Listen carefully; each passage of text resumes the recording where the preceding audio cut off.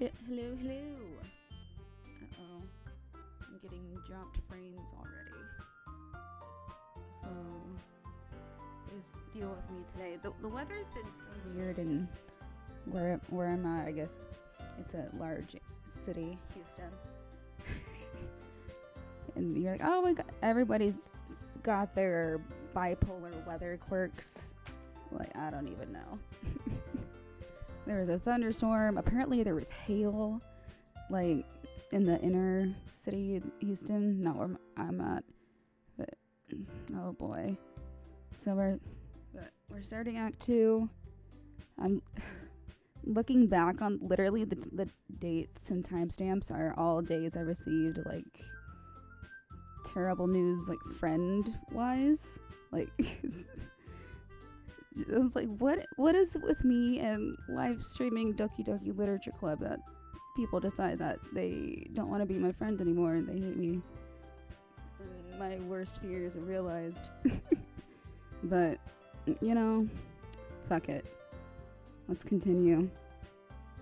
So, I'm gonna keep going from this file right here. Oh. So, Sayori, I love you. You know, because who cares, right? It's not going to change anything. Oh boy. Oh, I may need to do something at some point. I'll figure it out. I'll figure it out. So we get past that scene. Unfortunately, I can't do much about it. Okay. But I have a plan for it, and it'll be okay. Okay. I love you. Because I'm not 100% sure about Twitch's stuff. I'm sure it's very picky from what I've heard. So I'll just take it to the, I guess,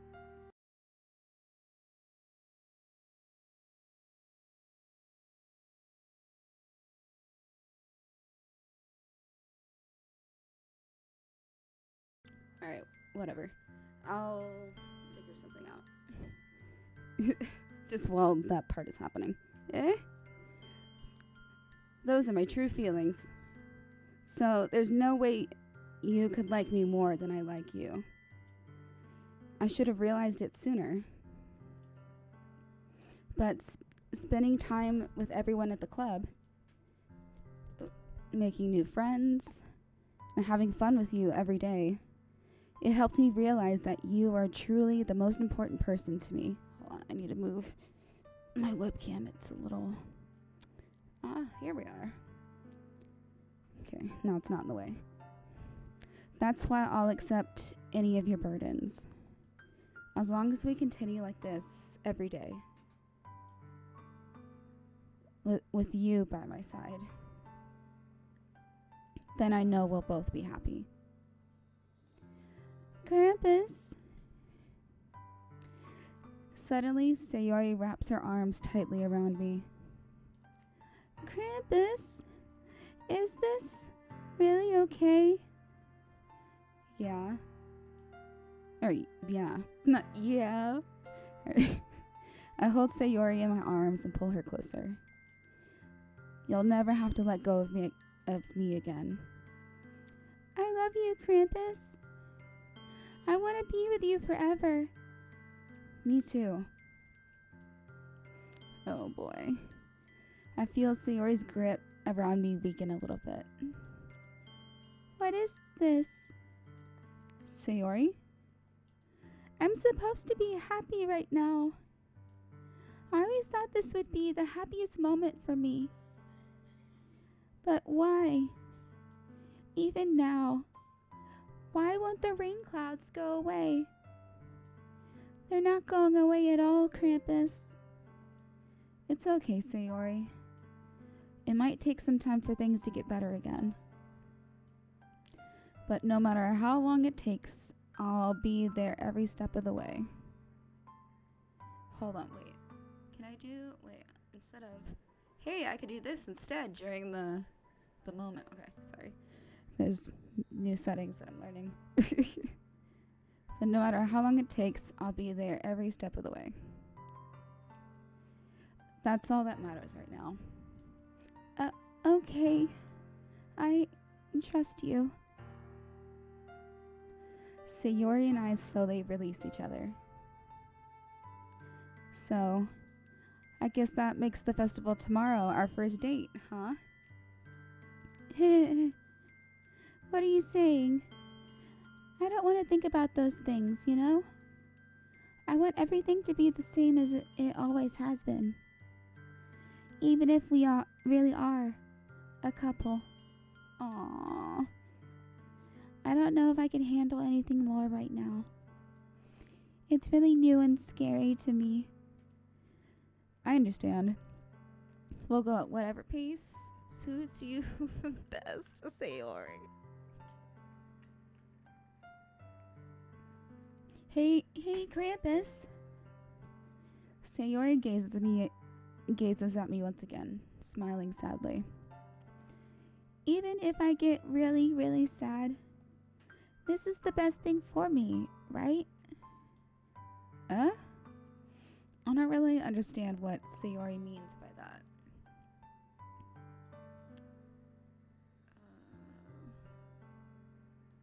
Okay.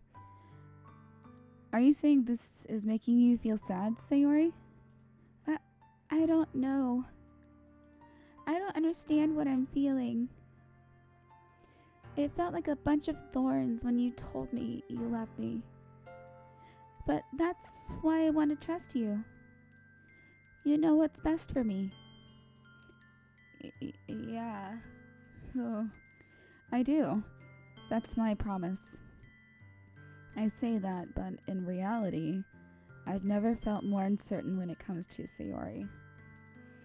I know that I love her and she loves me, but I'm having as much trouble understanding Sayori's feelings as she is. Oh, baby girl. Getting your feelings hacked. even though I can comfort her. I keep wondering if I should be doing something more, or something different. I know these thoughts will continue to plague me until things are back to the way they were. Is that what Sayori meant by not wanting anything to change? I don't know. But I know that I'll give it everything I've got. Sayori is the most important person to me. And I'll do whatever it takes to have a happy future with her. Aww. It's the day of the festival. It's that one song from Into the Woods. There we go. And I don't know any of the words to the song.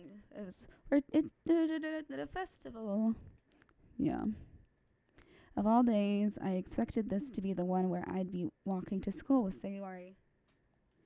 But Sayori isn't answering her phone. I considered going to her house to wake her up, but decided that's a little too much.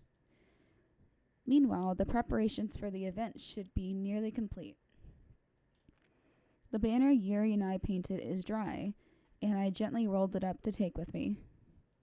Yes. She sent me a pleasant text reminding me not to forget anything, and I reassured her. Funnily enough, I probably feel the same way as Natsuki about the event. I'm more excited for it to be over so I can spend time with Sayori and Yuri at the festival. But knowing Monica, I'm sure the event will be great too. Oh boy. There's no music at all.